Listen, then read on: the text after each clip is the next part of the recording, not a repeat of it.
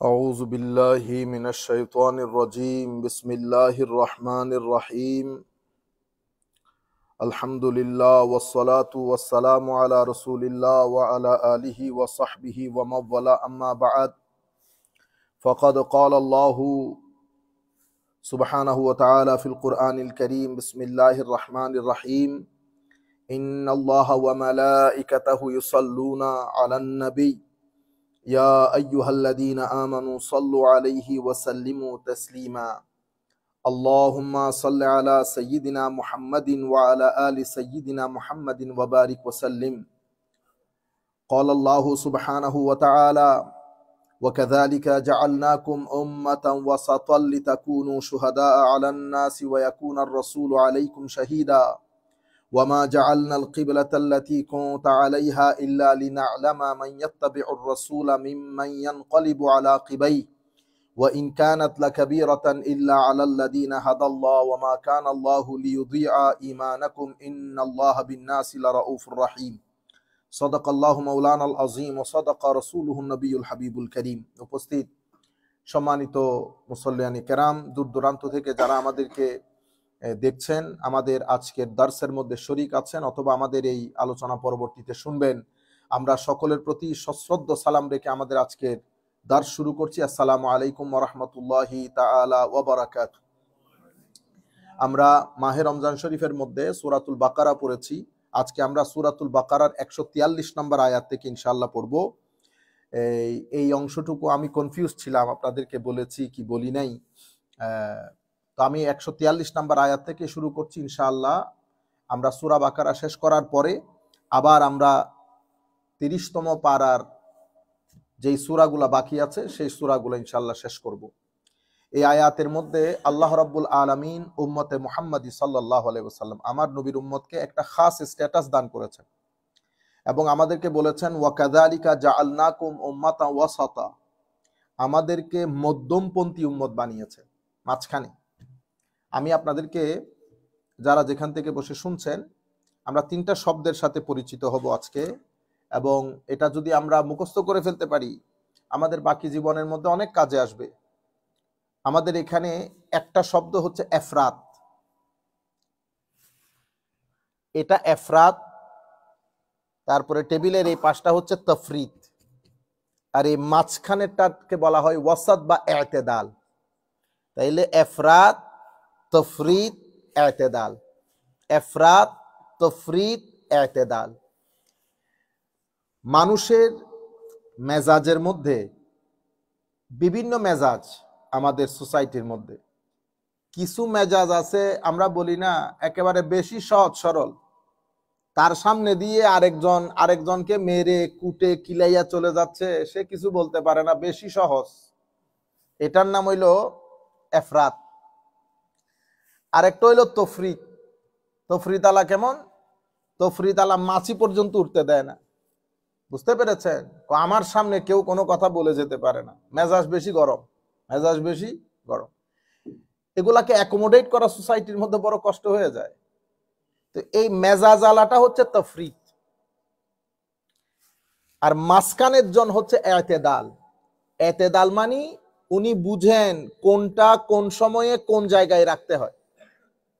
মেজাজের মধ্যে ফ্লেক্সিবিলিটি আছে, ব্যালেন্স আছে, এদিকেও বেশি ঝুঁকে না, এদিকেও বেশি ঝুঁকে না। তাইলে একটা এফরাত, একটা তফরিত আর একটা ইতিদাল। আমি যদি লিঙ্গুইস্টিকলি শাব্দিকভাবে আপনাদেরকে বুঝাই, তাহলে এফরাত হচ্ছে, ধরেন এটা পানির বোতল, এফরাত হচ্ছে বেচারা, মানে আমরা বলি না হি ইজ ভেরি কেয়ারফুল, এমন কেয়ারফুল, পানি ওই ডালতেছে না, এতটুকু পর্যন্ত আসছে, ডাললে আবার পড়ে যেতে পারে, বুঝতে পেরেছেন? বেশি সচেতন। তো সচেতনতার কারণে সে পানি ডালছে হাফ, লাগবে এটা পুরা বোতল, বুঝতে পেরেছেন? বেশি সচেতন, এটাকে বলে এফরাত। আরেকজন তফরিত, সে পানি ডাকবে 1 বোতল, সে নিয়ে আসছে 1 লিটার পানি, ডাইলা দিছে, তো ঢেলে দেওয়ার পরে কি হয়েছে, বাকিগুলো বাইরে পড়ে গেছে। প্রথম জন পুরাইতেও পারে নাই, দ্বিতীয় জন একেবারে বাইরে ঢেলে দিয়েছে। মতাদিল হচ্ছে যে বরাবর বোতল সমপরিমাণ পানি ডালে, এটাকে আমরা যারা আমাদের যারা অভিধান ভেত্তা আছেন তারা এফরাত তফরিতের অর্থ করেছেন এরকম, প্রয়োজনের কম প্রয়োজনের বেশি ঢেলে দেওয়া। আমি যদি ডেমনস্ট্রেশন করি পবিত্র কোরআন থেকে, তাহলে আমরা এফরাত খ্রিস্টানদের কাজ। খ্রিস্টানদেরকে আল্লাহ রাব্বুল আলামিন আকীদার একটা ব্যালেন্স দিয়েছেন। তারা কি করলেন? তারা এই ব্যালেন্স গুলা ক্রস করে হযরতে ঈসা আলাইহিস সালাতু ওয়াস সালামের ব্যাপারে এমন এমন আকীদা পোষণ করা শুরু করলেন, বেশি মহব্বত। দেন তারা এটাকে আল্লাহর পার্ট করে ফেললেন। আল্লাহর পার্ট করে ফেলার পরে আমি দূর দূরান্ত থেকে যারা যারা শুনতেছেন, স্পেশালি আমি আমাদের উলামায়ে কেরামের বেশি দৃষ্টি আকর্ষণ করব এই বিষয়ের প্রতি। এটা অসম্ভব গুরুত্বপূর্ণ। আমরা যদি একটু কথাগুলো যেখানে যেখানে আমরা কথা বলার সুযোগ হয়, আমরা যদি কথাগুলো এভাবে রাখতে পারি, তাহলে আমাদের এখান থেকে গলুব এবং বিদআত আর আমাদের এখান থেকে বেয়াদবি অনেকটা কমে আসবে। এখন খ্রিস্টানরা মহব্বত করতে করতে ঈসা আলাইহিস সালাতু ওয়াস সালামকে আল্লাহর পার্ট করে ফেলেছে। এরপরে আল্লাহ হিসেবে কনসিডার করা শুরু করেছেন, আল্লাহর পার্ট, আল্লাহর সন্তান হিসেবে। এগুলা করার কারণে তাদের আকীদার ভিতরে গুলুফ ঢুকে গেছে, সীমালঙ্ঘন। কেন? ঈসা আলাইহিস সালামকে যেখানে রাখার জন্য বলেছেন সেখানে না রেখে আরেকটু উপরে ঠেলে দিয়েছেন। এটা আপনি উপরে ঠেলতে পারবেন? পারবেন না। আচ্ছা, এদের রেসপন্স হচ্ছে তফরিদওয়ালারা, ইহুদি। এরা কি করলো? এরা সম্মান তো দূরের কথা, আল্লাহর নবীদেরকে হত্যা করলো। বেশি সাবধান, বেশি সাবধান। তারা হত্যা করলো। তাদের মাধ্যমে আমাদের ধর্মের মধ্যে, আইডিওলজির মধ্যে উগ্রতা এবং বেয়াদবি ঢুকেছে। তাইলে বেদাত এবং গুলুব, সীমালঙ্ঘন, বাড়াবাড়ি ঢুকেছে খ্রিস্টানদের মাধ্যমে। তারা তাদের নবীর ব্যাপারে বাড়াবাড়ি বেশি করে ফেলেছে। আর ইহুদরা তারও একটু এদের রেসপন্স করতে গিয়ে তারা তাদের নবীদের সাথে যা মন চাই বিহেভ করত। হযরত মুসা আলাইহিস সালামকে বলেন, আমরা পুরা রমজান ব্যাপী শুনি নাই, আপনি আপনি একটা ব্যবস্থা করেন, আমরা আল্লাহকে সরাসরি দেখব। 3 দিন পরে আয়েশা বলতেছে, আপনি আল্লাহকে বলে আমাদের জন্য জান্নাতের খাবার দাবারের ব্যবস্থা করেন। তাইলে মুসা আলাইহিস সালামের সাথে ধারাবাহিক, তারা বুঝতেছে না নবীদের সাথে বিহেভ কেমনে করতে হয়, মুআমালা কেমনে করতে হয়। বুঝতে পেরেছেন? একদিকে বাড়াবাড়ি হয়েছে, আরেকদিকে বেয়াদবি হয়েছে। এটা এফরাত করেছে, এটা তাফরিদ করেছে। এটা এফরাতের মাধ্যমে দ্বীনের ভিতরে এমন এমন জিনিস ঢুকিয়ে দিয়েছে, এটাকে আমরা বলি গুলুব, মানে বাড়াবাড়ি, বিদআত, এমন জিনিস যেটা আল্লাহ করতে নিষেধ করেছেন। তাফরিদের মাধ্যমে আমাদের দ্বীনের ভিতরে উগ্রতা এবং বেয়াদবি ঢুকেছে। মাঝখানেরটা হচ্ছে ইতিদাল। ইতিদাল মানে আমি একেবারে এখানেও যাব না, একেবারে এখানেও যাব না, মাঝখান বরাবর থাকবো। ইতিদালকে বলা হয় ব্যালেন্স। ব্যালেন্স কিরকম? আমার নবীর সাহাবায়ে কেরাম, আমার নবীর সাহাবায়ে কেরাম আমার নবীকে সর্বোচ্চ সম্মান করেছেন, কিন্তু কখনো আল্লাহ বলেন নাই। বুঝতে পেরেছেন? আমার নবীকে কি করেছেন? আপনি দেখেন, আমার নবী সাল্লাল্লাহু আলাইহি ওয়াসাল্লামের থুতু মুবারক নিয়ে মুখে বুকে লাগিয়েছেন। আমার নবীর অজুর পানি, আমার নবী অজু করেছেন, অজুর ব্যবহৃত পানি সাহাবায়ে কেরাম নিয়ে মুখে আর বুকে লাগাইতেন। আমার নবীর নখ মুবারক সাহাবায়ে কেরাম নিজেদের সাথে সংরক্ষণ করে রাখতেন বরকতের জন্য। যুদ্ধে যাওয়ার সময় সাহাবায়ে কেরাম আমার নবীর নখ মুবারককে নিজের সাথে রাখতেন বরকতের জন্য। আমার নবীর চুল মুবারককে সাহাবায়ে কেরাম নিজের সাথে রাখতেন। এবং জলিলুল কদর সাহাবী, সাচেস হযরত আবু উবাইদার মতো জলিলুল কদর সাহাবী, বুখারী শরীফের riwayat। হযরত আনাসের পরিবারকে বলতেছেন, আমার কাছে যদি আমার নবীর একটা চুল মুবারক থাকতো, এটা দুনিয়ার সবচেয়ে বড় সম্পদ হিসেবে আমার জন্য কনসিডার হতো, নবীর চুল মুবারক। তাহলে অনেক সম্মান করেছে না? কিন্তু এই সম্মান করতে গিয়ে কোন কুরাইশ, কোন কাফের, কোন ইহুদ, কোন নাসারা কখনো বলতে পারে নাই নবীর সাহাবায়ে কেরাম নবীকে আল্লাহ বলে কনসিডার করেছেন। নবীর সাহাবায়ে কেরাম নবীকে সিজদা করতে শুরু করেছেন। কেন? সাহাবায়ে কেরামের মধ্যে ইতিদাল ছিল। সাহাবায়ে কেরাম আমার নবী সাল্লাল্লাহু আলাইহি ওয়াসাল্লামকে মানুষ হিসেবে জানতেন, তবে সেরা মানুষ। আমার নবীর কোনো মেসাল নাই। আমার নবী চোজেন, সিলেক্টেড, নবী যেরকম বলে সেরকম। ইহুদিদের মতো করে নাই, যার কারণে আমাদের দ্বীনের ভিতরে গুলুফ ঢুকে নাই, বেদাত ঢুকে নাই, আমাদের দ্বীনের ভিতরে উগ্রতাও ঢুকে নাই। কিন্তু দুই জিনিস আমাদের ভিতরে পরবর্তীতে সেক্টেরিয়ান হিসেবে, মানে আমাদের বিভিন্ন ফিরকা ওয়ারিয়ত, বিভিন্ন যে ইসলামের মধ্যে দল উপদল, ওদের মাধ্যমে ঢুকেছে, কিন্তু মেইন স্ট্রিম ইসলামের মধ্যে আসতে পারে নাই। যেমন আমাদের এখানে গুলুফ ঢুকেছে পরবর্তীতে, শিয়াদের মাধ্যমে। আমাদের শিয়া হাজারা যারা দেখেন, আমি আপনাদেরকে বলবো, কারোর সাথে ব্যক্তিগত কোনো ক্রোশ আমাদের নাই বেটা, যেটা সত্য সেটা বলতে হবে। সুতরাং আপনারা মন খারাপ করলে আমাদের কিছু করার নাই বেটা, আমরা টেক্সচুয়ালি যেটা কারেক্ট সেই কথা বলতে না পারলে আর আমরা মাইক নিয়ে বসে লাভও বাকি। সুতরাং আপনারা মন খারাপ করলেও কোনো কিছু যায় আসে না, আপনারা মন ভালো রাখলেও কোনো কিছু যায় আসে না। আমি বলবো আপনারাও পড়েন, পড়ে সত্যটা জানার চেষ্টা করেন। এই শিয়াদের মাধ্যমে আমাদের দ্বীনের ভিতরে গুলুব এবং বেদাত ঢুকেছে পরবর্তীতে। তারা আইমাই আহলে বাইত রাসূলের যে সদস্যগণ, এটা আমাদের মাথার উপর, আমাদের আহলুস সুন্নাহ ওয়াল জামাত আমাদেরকে শিখিয়েছেন আহলে বাইত রাসূলকে মহব্বত কেমনে করতে হয়, তাজিম কেমনে করতে হয়, আমরা সেটা করি। আমরা এখানে যারা আছি, আমরা এক বাক্যে আহলে বাইত রাসূলকে মাথার তাজ মনে করি, কিন্তু আমরা আহলে বাইত রাসূল সম্পর্কে ওই আকীদা পোষণ করি না। আমরা তাদেরকে মাসুম বলি না, আমরা তাদেরকে আল্লাহ রাব্বুল আলামিনের পক্ষ থেকে সিলেক্টেড প্রতিনিধি মনে করি না। আমরা তাদের এভাবে শিয়াদের মধ্যে অনেক ধরনের আকীদা যেটা আমরা পোষণ করি না আহলুস সুন্নাহ ওয়াল জামাত। আপনারা যখন এই আকীদা পোষণ করবেন, এই আকীদার মাধ্যমে আমাদের দ্বীনের ভিতরে গুলু এবং বেদাত ঢুকেছে। এইটা সীমা লঙ্ঘন হতে হতে হতে হতে অনেকে আহলে বাইত রাসূলের ইমামদের ব্যাপারে, আকীদার ব্যাপারে এত বাড়াবাড়িতে চলে গেছে, শেষ পর্যন্ত আহলে বাইত রাসূলের ইমামদেরকে নবীদের কাতারে শামিল করে নিয়েছে। আমরা ওই জায়গার মধ্যে নাই।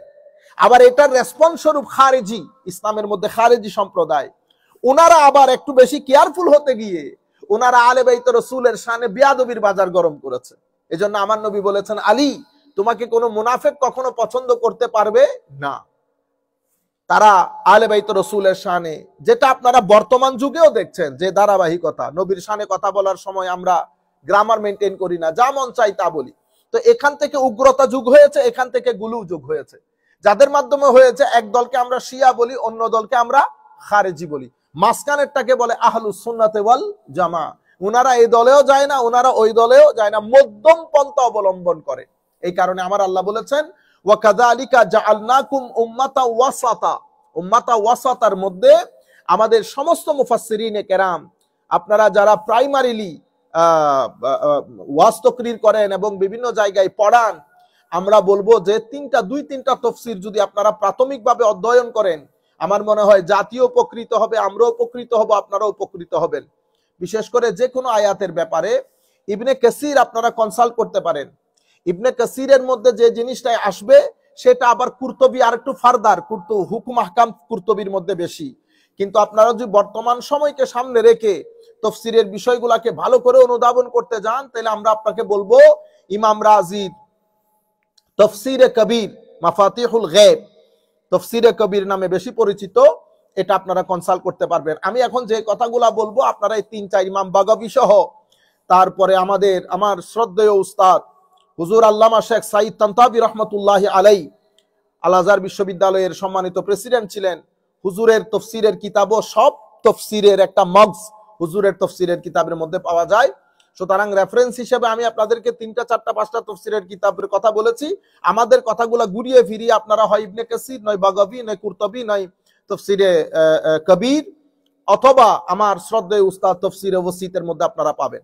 তো এখানে ওয়াসাত বলা হয়েছে আ'দালুহুম ওয়া আম্মাল খায়র ওয়া আম্মাল খবর, অর্থাৎ কোরআনে পাক, হাদিসে পাক এবং আরবের পরিভাষা প্রত্যেক জায়গার মধ্যে ওয়াসাত শব্দটি ব্যবহার হয় মুতাদিল বোঝানোর জন্য, এতেদাল বোঝানোর জন্য, ব্যালেন্স বোঝানোর জন্য।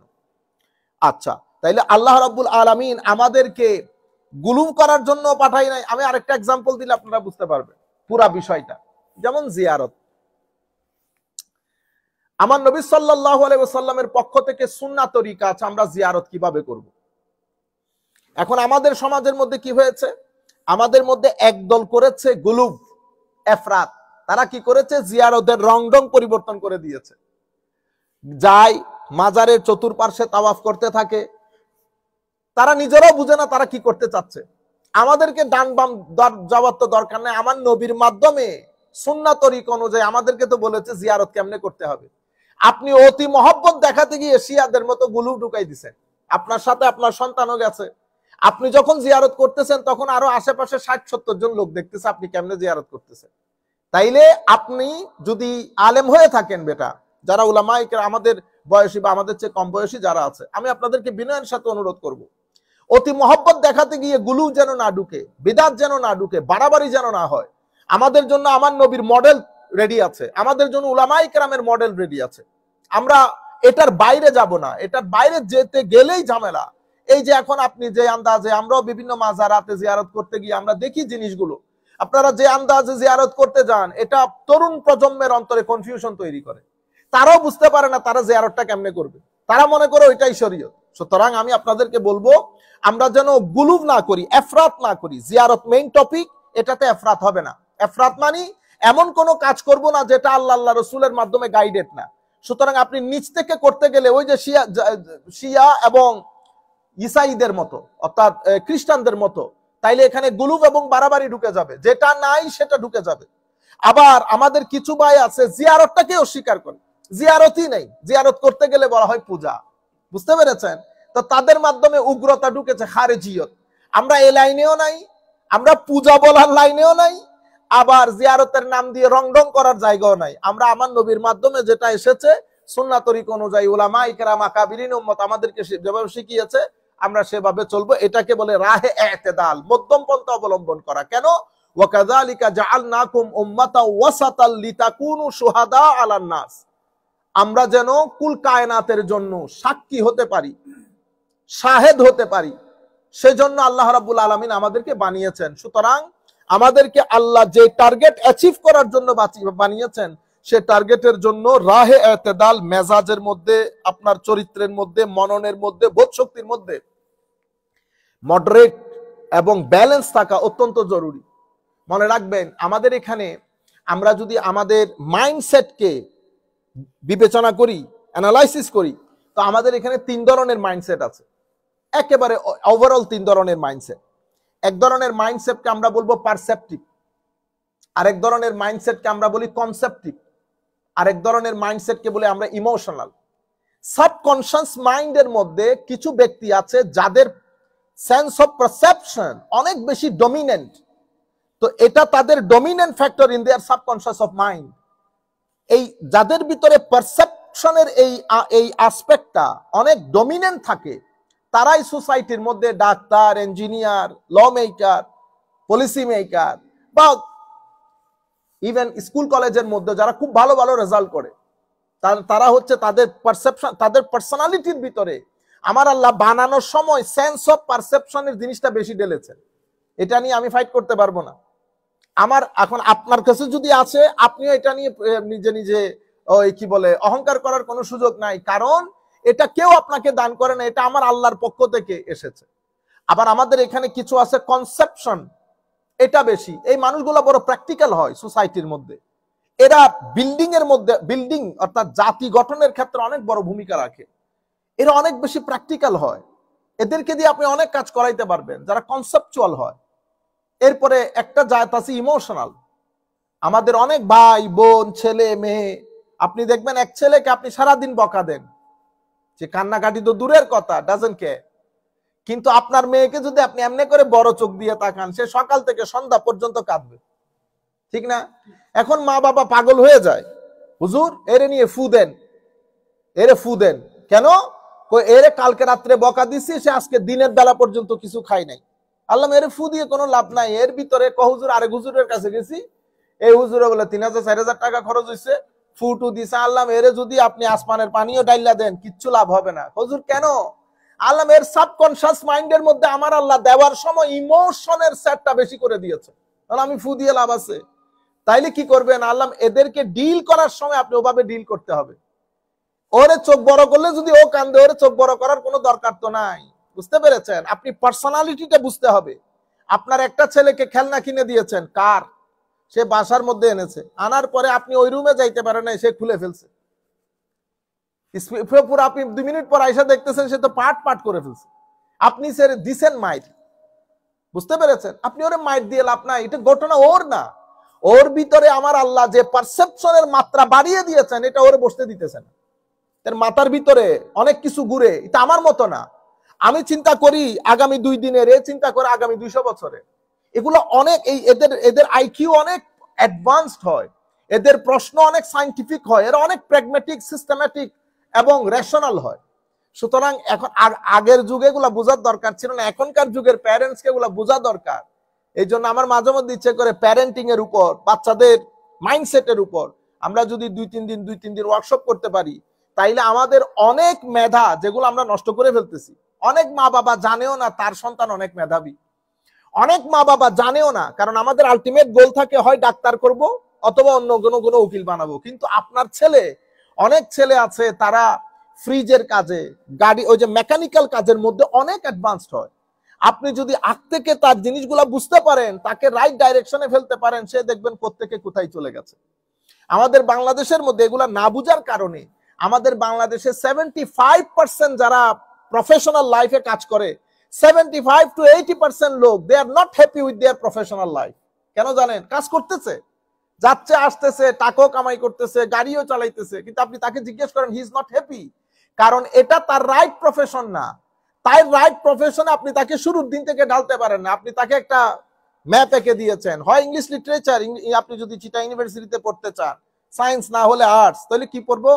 জার্নালিজম, ইংলিশ লিটারেচার অথবা ইকোনমিক্স, এই তিনটা থেকে আর কোনো সাবজেক্ট তুমি যাইতে পারবে না।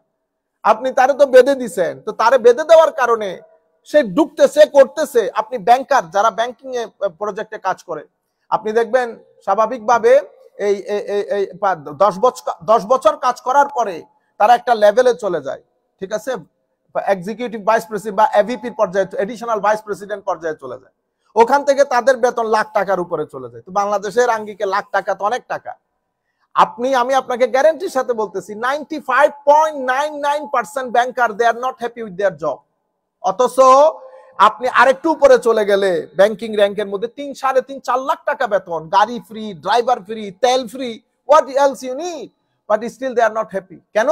কারণ মা বাবা শুরুর দিন থেকে ডালার সময় তার মনন অনুযায়ী তাকে ডালতে পারেন না। আমার নবীর গ্রেটনেস কোথায় ছিল? আমার নবীর গ্রেটনেস ছিল যেই সাহাবী এসেছেন শুরুর দিনে আমার নবী বুঝতে পেরেছেন এর মাধ্যমে আমি কি কি কাজ আদায় করতে পারবো। আমার নবী হযরত মুসাব বিন উমাইর রাদিয়াল্লাহু তাআলা আনহুকে আমার নবী শুরুর দিন থেকে যুদ্ধের ময়দানে পাঠাই দেয় নাই। মাসাবকে দেখে আমার নবী পুরা লিড করে ফেলেছেন, সেই কারণে লিডারশিপ। সেই কারণে আমার নবীকে বলা হয় স্মরণকালে সবচেয়ে বড় লিডার। কারণ আমার নবী যেভাবে আবিষ্কার করতে পেরেছে সেভাবে রুয়ে জমিনের মধ্যে আর কেউ আবিষ্কার করতে পারেনি। আমার নবী হযরত আলী রাদিয়াল্লাহু তাআলা আনহুকে নিজের সাথে রেখে আলীকে ভেঙেছে, আলীকে বারবার গড়েছে আমার নবী ইলম দিয়ে, হিকমত দিয়ে। এভাবে সমস্ত সাহাবায়ে কেরাম যেই ব্যক্তি আমার নবীর দরবারে এসেছে, আমার নবী দেখার পরে ফিগার আউট করে নিতেন একে দিয়ে আমি কি কাজ করাবো। হযরত আবু হুরায়রা রাদিয়াল্লাহু তাআলা আনহু একেবারে শেষ দিককাল ইসলাম কবুল করেছেন, কিন্তু আবু হুরায়রাকে দেখে আমার নবী ফিগার আউট করেছেন আবু হুরায়রা কি কাজে বেস্ট হবে। সবচেয়ে বেশি হাদিসের রাবি বলা হয় হযরত আবু হুরায়রা রাদিয়াল্লাহু তাআলা আনহুকে। আমার নবী প্রত্যেক সাহাবীকে এখানে একজন লিডারের গ্রেটনেস আবিষ্কার করা, এখানে একজন প্যারেন্টসের গ্রেটনেস আবিষ্কার করা, কোন সন্তান কোন জায়গায় বেশি ইন্টারেস্ট, আপনি তাকে সেই জায়গায় ঢেলে দেন, সারা জিন্দেগি সে আরামে কাটাইতে পারবে। আপনি যদি তাকে চাপাই দেন সে আরামে কাটাইতে পারবে না। সে টাকা পয়সা ইনকাম করবে কিন্তু ভিতর থেকে সেই জিনিসগুলা পাবে না। তো আমার আল্লাহ রাব্বুল আলামিন আমাদেরকে বলছেন আমরাও যেন সেইভাবে চিন্তা করি যে মেজাজের মধ্যে উম্মাতা ওয়াসাতা, যেটা এতেদাল, সেটা যেন ডেভেলপ করার চেষ্টা করি। কেন?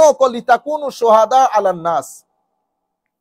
আমার নবী সাল্লাল্লাহু আলাইহি ওয়াসাল্লাম, ইমাম আহমদ ইবনে হাম্বল রাদিয়াল্লাহু তাআলা আনহু বলতেছেন, কিয়ামতের ময়দানে স্বাভাবিকভাবে আমার নবীর আগে আসা সমস্ত নবীগণ তাদের উম্মতের সামনে তারা তো বলবে আমরা আমাদের দাওয়াত পৌঁছিয়েছি, কিন্তু ওই সমস্ত নবীর উম্মতগণ অস্বীকার করবে আমাদের কাছে দাওয়াত এসে পৌঁছায়নি।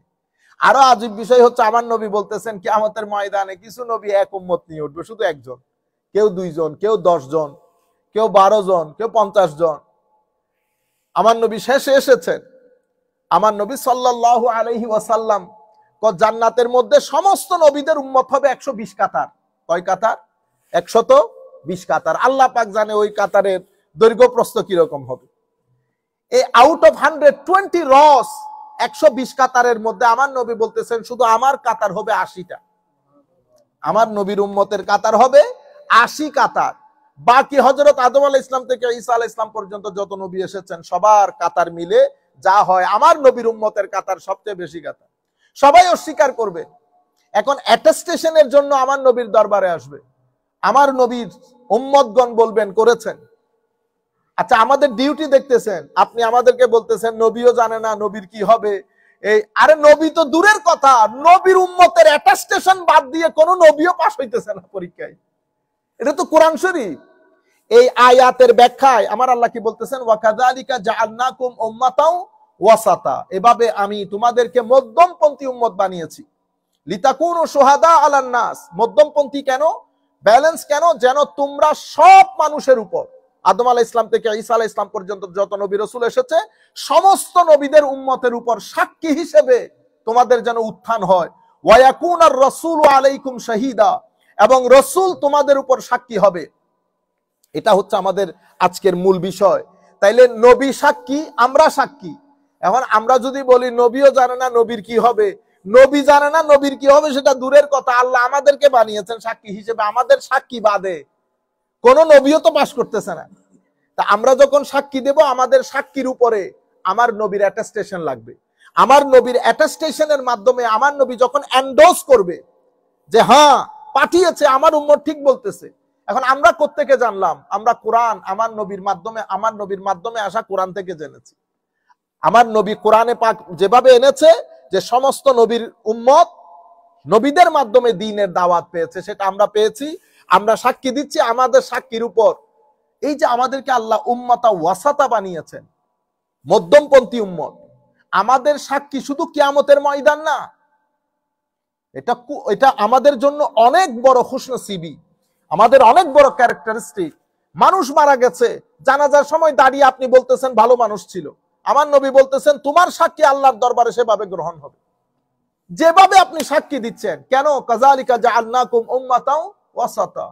এই কারণে আমাদের উম্মতের উলামায়ে কেরামের এজমা যেটা হয়, এজমা অর্থাৎ উম্মতের আলেমরা যখন কোনো বিষয়ে একটা ফতোয়া দেয়, সেই ফতোয়া গ্রহণযোগ্য হচ্ছে, সেই ফতোয়ার মাধ্যমে শরীয়ত হচ্ছে। কেন? কাযালিকা জাআলনাকুম উম্মাতাও ওয়াসাতা। ওয়াসাতার কারণে আমাদেরকে ব্যালেন্স উম্মত বানিয়েছে। এটার কারণে উম্মতের এজমা গ্রহণযোগ্য। এটার কারণে উম্মত যখন কোনো ব্যক্তির, মৃত ব্যক্তি দুনিয়া থেকে চলে যাওয়ার পরে তার ব্যাপারে সাক্ষী দেয়, সেই সাক্ষী আল্লাহর দরবারে গ্রহণিত হচ্ছে। এটার কারণে হযরত আদম আলাইহিস সালাম থেকে ঈসা আলাইহিস সালাম পর্যন্ত যত নবী রাসূল এসেছে, প্রত্যেক নবী রাসূলের উম্মতের জন্য সবাই অস্বীকার করবে আমাদের কাছে পাঠানো হয় নাই, আমাদের কাছে দ্বীনের দাওয়াত পৌঁছানো হয় নাই। নবীরা বলবে আমরা পৌঁছাইছি। তো সাক্ষী কই? কারণ প্রত্যেক কিছুর ব্যাপারে সাক্ষীর দরকার হয়। সাক্ষী কারা? নবী, উম্মত।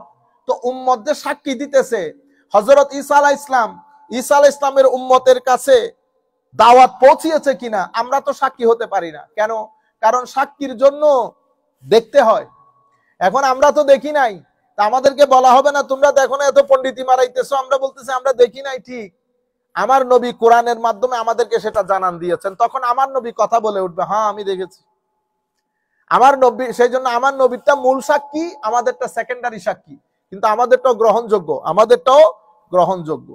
ওয়ামা জাআলনাল কিবলাতাল্লাতী কুনতা আলাইহা ইল্লা লিনা'লামা মান ইয়াত্তাবিউর রাসূল মিম্মান ইয়ানকালিবু আলা আকিবাই ওয়া ইন কানাত লাকাবীরাতান ইল্লা আলাল্লাযীনা হাদাল্লাহ ওয়ামা কানাল্লাহু লিইউদিয়া ঈমানাকুম ইন্নাল্লাহা বিন-নাসি লারাউফুর রহিম।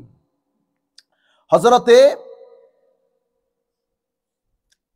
হাদিসে পাক একটা হাদিস শুনিয়ে দিই, যাতে উলামায়ে কেরাম, হযরত ইমাম আহমদ ইবনে হাম্বল রাদিয়াল্লাহু তাআলা আনহু এই হাদিস বর্ণনা করেছেন ওনার মুসনাদের মধ্যে। ইমাম ইবনে কাসির ওনার তাফসীরের কিতাবের মধ্যে বিস্তারিত এনেছেন। আর নবী সাঈদ ইবনুল খুদরি قال قال رسول الله صلى الله عليه وسلم, হযরত আবু সাঈদ খুদরি থেকে বর্ণিত, উনি বলেন আমার নবী ইরশাদ করেছেন, নবী সাল্লাল্লাহু আলাইহি ওয়াসাল্লাম ইয়াউমাল কিয়ামা মাআহুর রাজুল ওয়ান নবী ওয়া মাআহুর রাজুলান। হায় হায় হায়। কিয়ামতের ময়দানে এক নবী উঠবে, তার পিছনে শুধু এক উম্মত, আরেক নবী উঠবে, তার পিছনে দুইজন উম্মত, আরেক নবী উঠবে, তার পিছনে একটু বেশি। তো তখন সমস্ত নবীরা দাবি করবেন যে আমরা উম্মতের কাছে আমাদের দাওয়াত পৌঁছাইছি। ফায়ুকাল, নবীদেরকে বলা হবে আপনারা কি দাওয়াত পৌঁছিয়েছেন? তখন নবীরা বল ফায়াকুলুন, হ্যাঁ পৌঁছিয়েছি। তখন উম্মতকে জিজ্ঞেস করা হবে তোমরা দাওয়াত পেয়েছো? তারা বলবে লা, আমরা দাওয়াত পাই নাই। হায় হায় হায়। তখন সুবহানাল্লাহ, তখন তাদেরকে, নবীদেরকে বলা হবে মাইয়াশহাদুলাক, তোমরা যে বলতেছো, আপনারা যে বলতেছেন দাওয়াত পৌঁছিয়েছেন, এখন আপনাদের এই কথার উপর সাক্ষী কে হবে? ফায়াকুল মুহাম্মাদুন সাল্লাল্লাহু আলাইহি ওয়াসাল্লাম ওয়া উম্মাতুহু, তখন নবীরা বলবেন মুহাম্মদুর রাসূলুল্লাহ এবং মুহাম্মদুর রাসূলুল্লাহর উম্মত আমরা যে দাওয়াত পৌঁছিয়েছি এটার সাক্ষী। তাইলে নবীরা আমাদেরকে সাক্ষী হিসেবে কি করতেছেন? ইয়ানি all the prophets, they are presenting us as witness for them. And you talking about the status of my prophet in the day of judgment. Forget about the status of my prophet in the day of judgment. Whereas we are the witness, not for the ummah, but for the prophets. Right from Adam to Hazrat Isa alayhi salatu wassalam. This is the status of the ummah of Holy Prophet sallallahu alayhi wasallam. Now think about the status of the Holy Prophet sallallahu alayhi wasallam. নবীরা বলতেছেন, নবীদেরকে যখন বলা হচ্ছে আপনাদের মতের সপক্ষে সাক্ষী কে, তখন ওনারা বলতেছেন আমাদের মতের সপক্ষে সাক্ষী মুহাম্মদুর রাসূলুল্লাহ এবং তার উম্মত। এরপরে আমার নবীকে আনা হবে, আমার নবীর উম্মতদেরকে হাজির করা হবে, জিজ্ঞেস করা হবে ইনারা কি ওনাদের উম্মতের কাছে দাওয়াত পৌঁছিয়েছেন? ফায়াকুলুনা নাআম ফায়ুকাল ওয়া মা ইলমুকুম, তখন আমরা সমস্ত উম্মত মিলে বলবো হ্যাঁ, সমস্ত নবী তাদের উম্মতের কাছে দাওয়াত পৌঁছিয়েছে। আমাদেরকে জিজ্ঞেস করা হবে দাওয়াত যে পৌঁছিয়েছে এটা তোমরা কেমনে জানো? ওয়া মা ইলমুকুম, তোমরা কেমনে জানো? ফায়াকুলুন, তখন সমস্ত উম্মত বলবে জাআনা নবিয়ুনা সাল্লাল্লাহু আলাইহি ওয়াসাল্লাম ফাআখবারানা আন্নার রুসুল কদ বাল্লাগু, আমাদের নবী আমাদের কাছে এসে আমাদেরকে বলেছেন সমস্ত নবীরা তাদের উম্মতের কাছে দাওয়াত পৌঁছিয়েছে। পুরা হাদিসের মধ্যে ইমাম আহমদ ইবনে হাম্বল বিস্তারিত এনেছেন। অতঃপর এটা বলার পরে ফাযালিকা কওলুহু আযজা ওয়া জাল ওয়া কাযালিকা জাআলনাকুম উম্মাতাও ওয়াসাতা, এর পরবর্তীতে আচ্ছা ইমাম হাকিম ওনার মুস্তাদরাকের মধ্যে আরেকটা খুব দারুণ হাদিস এনেছেন।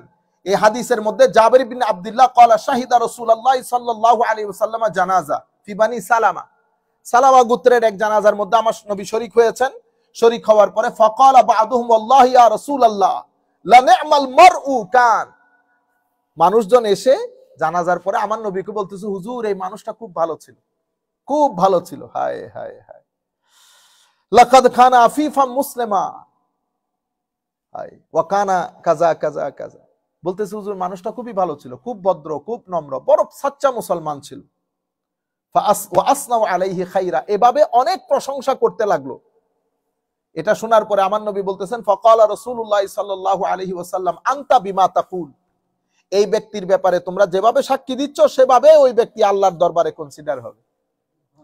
এর পরবর্তীতে ফাকালা রাজুল আল্লাহু আ'লামু বিস-সারাইর ফাআম্মাল্লাযী বাদালানা মিনহু ফাযাক, তখন আমার নবী বলতেছেন তোমরা যেভাবে যেভাবে বলতেছো সেগুলা তো সেভাবেই তো। তো সাহাবায়ে কেরাম বলতেছে ইয়া রাসূলুল্লাহ গোপন কি ভিতরে কি আছে সেটা তো আল্লাহ ভালো জানেন, কিন্তু বাহ্যিকভাবে যেটা আমরা দেখেছি ইয়া রাসূলুল্লাহ মানুষটা অনেক ভালো ছিল, ভদ্র ছিল, সাচ্চা মুসলমান ছিল। এটা শোনার পরে আমার নবী বলতেছেন ওয়াজাবাত, তোমরা যেভাবে সাক্ষী দিচ্ছ আল্লাহ তোমাদের সাক্ষী কবুল করবেন।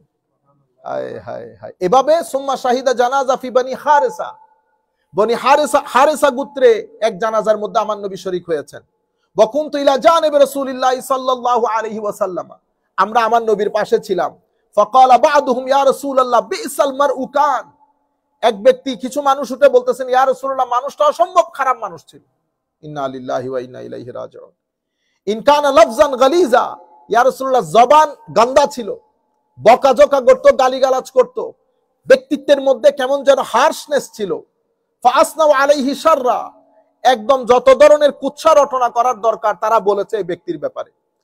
হায় হায়। ফাকালা রাসূলুল্লাহ সাল্লাল্লাহু আলাইহি ওয়াসাল্লাম লিবাদিহিম আনতা বিল্লাযী তাকুল, আমার নবী বলতেছেন তোমরা যেভাবে যেভাবে বলতেছো ঘটনা কি সেরকম? তখন ফাকালা আর-রাজুলু, মানুষজন বলল আল্লাহু আ'লাম বিস-সারাইর ফাআম্মাল্লাযী বাদালানা মিনহু ফাযাক, ইয়া রাসূলুল্লাহ ভিতরে কি আছে আমরা জানি না, তবে যা কিছু আমরা দেখেছি মানুষটা খুব খারাপ ছিল। আমার নবী ইরশাদ করলেন ওয়াজাবাত, যেভাবে তোমরা খারাপ বলতেছো সে খারাপ হিসেবে আল্লাহর দরবারে চিহ্নিত হবে। এটা উম্মতে মুহাম্মাদের স্ট্যাটাস, সাক্ষী দিতে পারি আমরা। কেন? আমাদেরকে আল্লাহ ব্যালেন্স বানিয়েছেন। আমরা এই জায়গায় আর দীর্ঘ কথা বললে অনেক সময় নষ্ট হয়ে যাবে, আমরা শেষের দিকে একেবারে। এই জন্য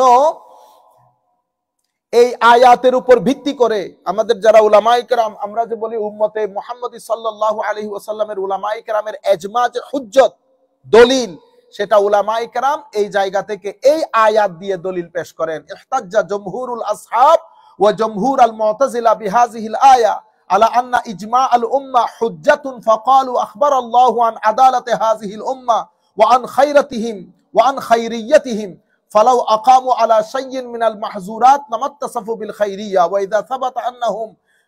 আচ্ছা, বলা হচ্ছে আমাদের সমস্ত উম্মত, ইভেন মুতাজিলারাও, উম্মতে মুসলিমার উলামায়ে কেরাম, আমাদের ইজমা, আমাদের কোন মাসালার উপর ঐক্যমত হওয়া, এটা যে শরীয়তের দলিল, এটা উলামায়ে কেরাম এই আয়াত থেকে গ্রহণ করেন, এই আয়াত থেকে গ্রহণ করেন।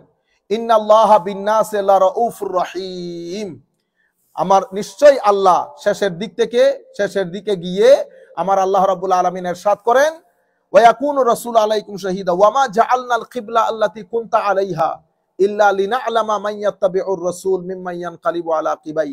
আপনারা জানেন আমার নবী সাল্লাল্লাহু আলাইহি ওয়াসাল্লাম মদিনায়ে মুনাওয়ারায় তাশরীফ নেওয়ার পরে 16-17 মাস আমার নবী মসজিদে আকসার দিকে ফিরে নামাজ আদায় করেছেন। আমরা বোধহয় এটা ডিসকাস করেছি, আমার এক্স্যাক্টলি স্মরণ করতেছে না। এরপরে আমার নবী সাল্লাল্লাহু আলাইহি ওয়াসাল্লামের ইচ্ছে ছিল, আমার নবী বারবার দোয়া করতেন আল্লাহর দরবারে, উপরের দিকে তাকাতেন, দোয়া করতেন আল্লাহর দরবারে, আল্লাহ যেন আমার নবীর যে কিবলা, সেটা যেন কিবলা ইব্রাহিমি, যেটা হারামে পাকের দিকে আমরা বর্তমানে আছি, সেদিকে ফেরত দেই। তো আমার আল্লাহ ওমা জাআলনা, আমার আল্লাহ কি করলেন, হাই নামাজের মধ্যে অসংখ্য রিওয়ায়াতগুলো আছে, আমি এগুলো বলতে গেলে সময় লেগে যাবে। রিওয়ায়াতের মধ্যে বলা হচ্ছে পুরুষ পুরুষের জায়গায় দাঁড়িয়েছে, মহিলারা মহিলার জায়গায় দাঁড়িয়েছে। নামাজের অর্ধেকের মধ্যে এক ব্যক্তি এসে ঘোষণা দিয়েছেন, আল্লাহর কসম করে বলতেছি কিবলা পরিবর্তন হয়ে গেছে, কিবলা পরিবর্তন হয়ে গেছে। সাথে সাথে সাহাবায়ে কেরাম, ওই পুরুষের জায়গায় মহিলারা ঘুরে যেতে হচ্ছে, তো পুরুষের জায়গায় মহিলারা, মহিলার জায়গায় পুরুষেরা দাঁড়িয়ে সাথে সাথে নামাজের মধ্যে কিবলা পরিবর্তন করেছে। এই জায়গা মুনাফিকদের জন্য অনেক ভারী হয়ে গেছে, কারণ মসজিদে আকসাকে কিবলা করার সময় ইহুদ অনেক খুশি ছিল, ইহুদিরা অনেক খুশি ছিল, সাথে মুনাফিকরাও তাল মিলাই চলতো। যে এখন কিবলা কাবা শরীফের দিকে ফেরত এসেছে, এখন ইহুদিদের মাথাও খারাপ হইছে, মুনাফিকদের মাথাও খারাপ হইছে। তো আমার আল্লাহ বলতেছেন, ওমা জাআলনাল কিবলা আল্লাতী কুনতা আলাইহা ইল্লা লিনা'লাম, হুজুর আমি আপনার কিবলা পরিবর্তন করে দিয়েছি মুনাফিকদেরকে চিহ্নিত করার জন্য, যেন আপনি বুঝতে পারেন মুনাফিককে মুসলমানকে। যারা মুনাফিক তাদের অন্তরের মধ্যে খারাপ লাগবে, তারা আপনার এটা ঘটনা মেনে নিতে পারবে না, কিন্তু সত্যিকার মুমিনে হক যারা, তারা সোনার বার, যা করার তা করবে, আপনি যেভাবে যেখানে ফিরবেন সে আন্দাজে নামাজ পড়বে। মাইয়াত্তাবিউর রাসূল মিম্মান ইয়ানকালিবু আলা কিবাই ওয়া ইন কানাত লাকাবীরাতান ইল্লা আলাল্লাযিনা হাদাল্লাহ। এই ঘটনা সবার জন্য মেনে নেওয়া সম্ভব না। ওয়া মা কানাল্লাহু লিইউদিয়া ঈমানাকুম ইন্নাল্লাহা বিন-নাসি লারাউফুর রহিম। মানুষ, আল্লাহ রাব্বুল আলামিন মানুষের প্রতি অনেক দয়াশীল, ক্ষমাশীল, কৃপাশীল। এর পরবর্তীতে قد نرى تقلب وجهك في السماء فلنولينك قبلة ترضاها فول وجهك شطر المسجد الحرام وحيثما كنتم فولوا وجوهكم شطرا وإن الذين أوتوا الكتاب ليعلمون أنه الحق من ربهم وما الله بغافل عما تعملون قد نرى تقلب وجهك في السماء। হাবিব, আপনি যে আকাশের দিকে তাকাচ্ছেন কিবলা পরিবর্তন করে দেওয়ার জন্য, এটা আপনার রব ভালো করে অবলোকন করেছে। ফালানুওয়াল্লিয়ান্নাকা কিবলাতান তারদাহা, অতএব আমি আপনাকে বলছি, আপনি যেদিকে আপনার মন চায় আপনি সেদিকে ঘুরে যান, যেদিকে আপনার মন চায়, जिस जगह को आप किबला के तौर पे पसंद फरमाएंगे वही किबला हो जाएगी। قد نرى تقلب وجهك في السماء فلنولينك قبلة ترضاها, যেটা আপনার পছন্দ। ফাওয়াল্লি ওয়াজহাকা শাতরাল মসজিদিল হারাম, হুজুর আপনি মসজিদে হারামকে কিবলা হিসেবে গ্রহণ করেন। ওয়াহাইসুমা কুনতুম ফাওয়াল্লু উজুহাকুম শাতরা ওয়া ইন্নাল্লাযীনা উতুল কিতাব লা ইয়ালামুনা আন্নাহুল হাক্কু মির রাব্বিহিম ওয়া মাল্লাহু বিগাফিলিন আম্মা তা'মালুন। এই আহলে কিতাব ইহুদি যারা আছে এরা জানে আপনি যে এই ঘটনাগুলা তাদের কিতাবের মধ্যে পরিপূর্ণ রূপে এসেছে, তাদের উলামায়ে কেরাম এই ঘটনা সম্পর্কে সম্যক অবগত, কিন্তু ঘটনা হচ্ছে এই ইহুদিরা কখনো সেটা মেনে নেবে না। কেন? তারা যে মেনে নিচ্ছে না সেটা তারা না জানার কারণে না, যদি না জানার কারণে হইতো তাহলে তো আপনি জানানোর পরে তারা জানতো। তারা সেটা করছে না, তাদের ভিতরে নষ্ট, তাদের ভিতরে হিংসা বেশি। এই যে আপনি বলেন, এই যে ইসরায়েলের মধ্যে যারা থাকছে, নেতানিয়াহু থেকে শুরু করে তাদের সমস্ত পণ্ডিতগণ, তারা জানে না কোরআন সত্য। তারা তাদের সন্তানদের ব্যাপারে যেভাবে নিশ্চিত, ঠিক সেভাবে আমার নবী, দিন, কোরআন সবকিছুর ব্যাপারে সেভাবে নিশ্চিত। তাদের এত বড় বড় স্কলার, কিছুদিন আগে তাদের মধ্যে অনেক বড় বড় স্কলার ছিল। কিছুদিন আগে এক ভদ্রলোক ইন্তেকাল করেছেন, সাহিত্যের জগতে উজ্জ্বল নক্ষত্র ছিলেন, হোমস্কি না কি ধরেন, আমি নামটা উচ্চারণ করতে পারি না, তা কিছুদিন আগে মারা গেছে। এগুলো অনেক বড় মাপের স্কলার। এখনো তাদের ভিতরে 2-3 জন স্কলার আছেন, বিশ্ব মাপের স্কলার, রিলিজিয়াস স্কলার। আমরা তাদেরকে ফলো করি। তারা একেবারে সূর্যের মতো পরিষ্কার, কোরআন যে সত্য, কিন্তু তারা কিছু জিনিস ভিতর থেকে মেনে নিতে পারে না। তাদের পূর্বপুরুষরাও পারে নাই, তারাও পারতেছে না। এবং তাদের উপরে একেবারে অনেক বেশি বদদোয়া থাকার কারণে সব সময় পৃথিবীর ওই যুগ থেকে এই যুগ পর্যন্ত, মুসা আলাইহিস ইসলামের পরে সব সময় তাদের সমাজের মধ্যে তাদের প্রভুত্ব ছিল, টাকা পয়সার দিক থেকে, জ্ঞান গরিমার দিক থেকে, কিন্তু কখনো সোসাইটির মধ্যে ইজ্জতের শেয়ার পায় নাই, কখনো না, আজকের দিনেও না। সব সময় তারা এই সোসাইটি থেকে দূরে দূরে থাকবে, কাউকে পরিচয় দিতে পারে না, বুঝতে পেরেছেন? টোটালি ইন্টিগ্রেট হতে পারে না, সোসাইটি থেকে বাইরে বাইরে, নিজেরা নিজেদের মধ্যে। এত টাকা, এত পয়সা, এত জ্ঞান, এত গরিমা, কেন? কারণ কোরআনে পাকের মধ্যে আমার আল্লাহ ইরশাদ করেছেন, ওয়া দুরিবাত আলাইহিমুয যিল্লাতু ওয়াল মাসকানা ওয়া বাউ বিগাদামিন মিনাল্লাহ। দুরিবাত আলাইহিমুয যিল্লাতু ওয়াল মাসকানা মানে আল্লাহ তোদের মুখের ভিতরে জিল্লত মেরে দিয়েছে, অসম্মানী সারা জিন্দেগি তোদের পিছনে থাকবে, তোরা কখনো এই জায়গা থেকে মুক্তি শেষ হয়ে যাবে। সেই যুগ থেকে এই যুগ পর্যন্ত আপনারা দেখেন, আমরা তো অনেক পরে এসেছি, মুসা আলাইহিস সালামের অনেক পরে আমরা, আমাদের তো ধরতে গেলে বর্তমান সময়ে আমাদের তো কিছুই নাই, কিন্তু কোন জায়গায় কোন ক্ষেত্রে গিয়ে আমাদেরকে আমাদের পরিচয় দিতে কখনো লজ্জাবোধ হয় নাই। আমরা ইন্টিগ্রেটেড হইতে পারি সোসাইটির সাথে, আমাদের কোনো অসুবিধা হচ্ছে না, কিন্তু তাদের অসুবিধা হচ্ছে। তারা কোথাও সোসাইটির মধ্যে মিলেমিশে থাকতে পারে না, তারা ভয়ে থাকে লোকাল রোডে এসে কোনো মার খাইতেছে কিনা। ইন্না লিল্লাহি ওয়া ইন্না ইলাইহি রাজিউন, এটার নাম জিন্দেগি হইতে পারে? এটা এই কারণে হচ্ছে, আমার আল্লাহ বলতেছেন ওয়ামাল্লাহু বিগাফিলিন আম্মা ইয়ামালুন, তারা যা করতেছে তা আল্লাহ ভালো করে জানে, তাদের সমস্ত আলেমরা জানে নবীর ব্যাপারে, কোরআনের ব্যাপারে, সত্যতার ব্যাপারে। যাই হোক, এর পরবর্তীতে এই জায়গাতে ফাওয়াল্লু উজুহাকুম শাতরাল মসজিদিল হারাম, আমি উলামায়ে কেরামের জন্য এখানে একটা মাসআলা বলি এই আয়াতের আলোকে। ফাওয়াল্লু ওয়াজহাকা শাতরাল মসজিদিল হারাম, আপনি আপনার মসজিদে হারামের দিকে আপনার কি রাখেন? কিবলা রাখেন। তো এই আয়াতের উপর ভিত্তি করে মাসআলা এসেছে, ওয়াকাদ ইস্তাদাল্লাল মালিকিয়াতু বিহাযিহিল আয়া আলা আন্নাল মুসাল্লি ইয়ানজুরু আমামাহু, মুসাল্লি নামাজে দাঁড়ানোর পরে তার দৃষ্টি কোথায় থাকবে, এটা নিয়ে উলামায়ে কেরামের মধ্যে ইখতিলাফ হয়েছে। মালিকি যারা আছেন, মালিকি মাযহাবের, ওনারা বলতেছেন কিবলার দিকে তাকাই থাকা। কেন? কারণ আল্লাহ বলেছেন ফাওয়াল্লি ওয়াজহাকা শাতরাল মসজিদিল হারাম, আপনি দৃষ্টি কোথায় রাখবেন? কিবলা শরীফ, কিবলার দিকে, কিবলা মুখী হয়ে থাকবেন। এই আয়াতের উপর ভিত্তি করে আমি মাসআলাটা এই কারণে বলতেছি, আমাদের জাহেল কতগুলা মূর্খ, এরা মনে করে জানি না মাযহাবের ইমাম কেরাম এগুলা কোত্থেকে টেনে বের করেছেন। আমি এই জন্য বলতেছি কোত্থেকে টেনে বের করেছেন। তাইলে নামাজের মধ্যে দৃষ্টি কোন জায়গায় থাকবে এটা নিয়ে ইখতিলাফ হয়েছে। মালিকি মাযহাবের লোকজনের মতে কিবলার দিকে রাখবেন। কেন? কারণ এই আয়াতের মধ্যে আমার আল্লাহ হুকমান বলেছেন ফাওয়াল্লি ওয়াজহাকা শাতরাল মসজিদিল হারাম, মসজিদে হারামের দিকে আপনার চেহারা রাখবেন। সেদিকে খেয়াল করে মালিকি মাযহাবের লোকজনের দৃষ্টিতে দাঁড়ানো অবস্থায় আপনার দৃষ্টি থাকবে কিবলার দিকে। কিন্তু আমাদের হানাফি মাযহাব, শাফিঈ এবং হাম্বলি মাযহাবের দৃষ্টিতে কোরআনের আয়াত, হাদিসের আলোকে আমরা আমাদের দৃষ্টি রাখবো কোথায়? সিজদার জায়গায়। আমরা আমাদের দৃষ্টি রাখবো সিজদার জায়গায়। ইয়ানজুরু আমামাহু লা ইলা মাউদি'i সুজুদিহি কামা যাহাবা ইলাইহি আশ-শাফিঈ ওয়া আহমদ ওয়া আবু হানিফা রাদিয়াল্লাহু আনহুম আজমাইন। قال المالكية لقوله فولي وجهك شطر المسجد الحرام فلو نظر إلى موضع سجوده لاحتاج إلى أن يتكلف ذلك بنوع الانحناء وهو ينافي كمال القيام। ওনাদের দৃষ্টিতে আপনি যদি সিজদার দিকে, সিজদার জায়গায় দৃষ্টি রাখেন তো আপনাকে একটু ঝুঁকে থাকতে হয়। তো এটার মাধ্যমে কিয়ামের মধ্যে দাঁড়ানোর যে একটা ফজিলত বা দাঁড়ানোর যে একটা গ্রেটনেস, সেটা পরিপূর্ণরূপে প্রকাশিত হয় না। এটা মালিকি মাযহাবের মতে। আমাদের মতে নামাজের মধ্যে আপনি যদি দৃষ্টি সিজদার দিকে দেন তো ঝুঁকে থাকা হয়। ঝুঁকে থাকলে আপনার ইজ্জত, রেসপেক্ট, রিগার্ড যেটা আল্লাহর প্রতি আপনি প্রদর্শন করতে চাচ্ছেন, এটা সর্বোচ্চ পর্যায়ে প্রকাশিত হয়। দেখছেন, ইমাম মালিকও চাচ্ছেন এটা হোক, অন্যান্য ইমামগণও চাচ্ছেন এটা হোক। দৃষ্টিভঙ্গির মধ্যে ফারাক আছে। সেই কারণে হানাফি, শাফিঈ, মালিকি, হাম্বলি, ওনাদের তিনজনের দৃষ্টিতে দাঁড়ানো অবস্থায় দৃষ্টি থাকবে কোথায়? সেজদার দিকে। আর মালিকি মাযহাবের দৃষ্টিতে দাঁড়ানো অবস্থায় দৃষ্টি থাকবে কিবলার দিকে। কেন?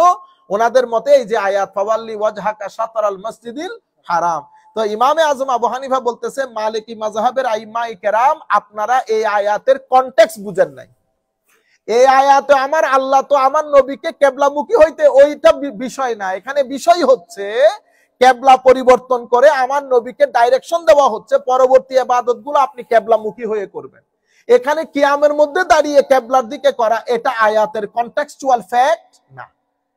অন্যান্য কোরআনের আয়াত হাদিসের আলোকে উলামায়ে কেরাম বলছেন দাঁড়ানো অবস্থায় মাওদিউস সুজুদ মানে সিজদার জায়গা, এরপরে আমরা যখন এই কি বলে মাওদিউস সুজুদ, এরপরে আমরা যখন এই রুকুতে যাব রুকুর সময় পায়ের দিকে, এরপরে আমরা যখন সিজদায় যাব তখন আমরা আমাদের মাওদিউস সুজুদ না তখন নাকের দিকে।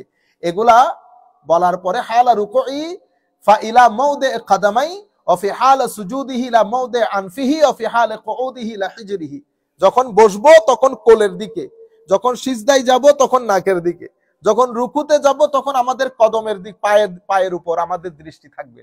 তো এভাবে যদি হয় তো নামাজের মধ্যে যেই তাজিমটা মেনটেন করা দরকার সেই আন্দাজে সেই তাজিমটা মেনটেন হয়।